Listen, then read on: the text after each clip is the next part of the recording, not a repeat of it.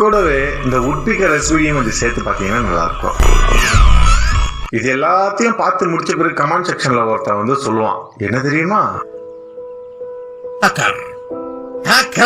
இப்பயும் சில பேர் சொல்றது என்னன்னா, உன் கையில நல்ல டிவைஸ் இருக்கு ப்ரோ, அதனாலதான் ப்ரோ நீ இப்படி ஆடுற அப்படின்னு சொன்னீங்கன்னா, கொஞ்சம் இந்த ஸ்கிரீனை பார்த்தீங்கன்னா உங்களுக்கு தெரியும்னு நினைக்கிறேன். ஏன்ட்ட பார்த்தீங்கன்னா ஒரு 6 வருஷம் பழைய விவோ ஃபோனும் 2 வருஷமா வச்சு இப்போ நான் அடிச்சு யூஸ் பண்ணிட்டு இருக்கேன். என்னோட இன்ஃபினிக்ஸும் இருக்கு. இன்னொன்று பார்த்தீங்கன்னா இந்த ஒரு high end gaming device IQ Neo 10 இருக்கு. இப்போ இந்த ஒரு 6 வருஷம் பழைய விவோ ஃபோன் டிஸ்பிளே மொதல் கொண்டு எப்படி நொறுங்கி போயிட்டுன்னு உங்களுக்கு பார்த்தாலே தெரியும். இதை வச்சு நான் கொடுக்குற கேம் பிளே பாருங்க, பக்காவா இருக்கா. நெக்ஸ்ட் அப்படி என்னென்ன வந்தீங்கன்னா, என்னுடைய இன்ஃபினிக்ஸை வச்சு நான் கொடுக்குற கேம் பிளேயும் பாருங்க, எந்த அளவு அக்யூரேட்டா என்னால ஈஸியா டஸ்டிகளை வச்சு விளையாட முடியுதுன்னு.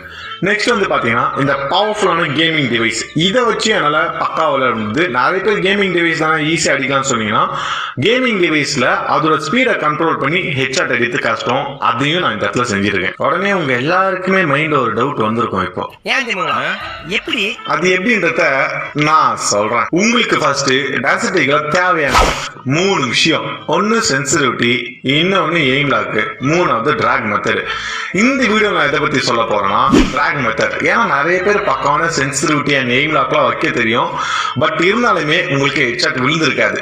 இப்போ நான் சொல்ற இந்த டிராக் மெத்தட் யூஸ் பண்ணி பாருங்க, உங்களுக்கு கண்டிப்பா இது ஒர்க் ஆகும். ஏன்னா எனக்கு ஒர்க் ஆச்சு, அதனால சொல்றேன், நீங்களும் ட்ரை பண்ணி பாருங்க. அதே மாதிரி இந்த டெசர்டிகள் எடுத்துட்டு எந்த இடத்துல அடிக்கணும்னு நிறைய பேருக்கு தெரியவே இல்லை.